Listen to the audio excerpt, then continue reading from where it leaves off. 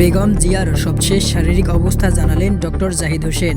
রাজধানীর এভারকেয়ার হাসপাতালে চিকিৎসাধীন বিএনপি চেয়ারপারসন বেগম খালেদা জিয়া চিকিৎসা গ্রহণ করতে পারছেন বলে জানিয়েছেন তার ব্যক্তিগত চিকিৎসক ও দলটির স্থায়ী কমিটির সদস্য ডক্টর জাহিদ হোসেন।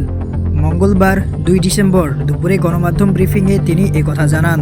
বেগম জিয়াকে মেডিকেল বোর্ডের পরামর্শ ছাড়া বিদেশে নেওয়ার সুযোগ নেই জানিয়ে ডক্টর জাহিদ হোসেন বলেন, ডাক্তাররা যে চিকিৎসা দিচ্ছেন সেটি উনি গ্রহণ করতে পারছেন। তবুও বিদেশে যাওয়ার মতো পরিস্থিতি আছে কিনা মেডিকেল বোর্ডের সদস্যদের পরামর্শ নেওয়া হচ্ছে। মেডিকেল বোর্ডের সদস্যরা দেখেছেন আজকেও যুক্তরাজ্য থেকে এসে বিশেষজ্ঞরা তাকে দেখবেন। দেখার পরে উনাকে যদি বিদেশে নেওয়ার প্রয়োজন হয় বা বিদেশে নেওয়ার মতো অবস্থায় আছেন বলে মনে করেন, তবে উনাকে বিদেশে নেওয়া হবে।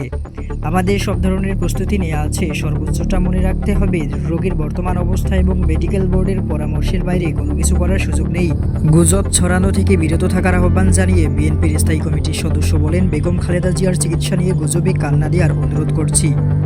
তিনি বলেন, চিকিৎসায় সরকার সার্বক্ষণিকভাবে সহযোগিতা করছে। সংকটময় মুহূর্তে দেশবাসীর কাছে দোয়া চাই।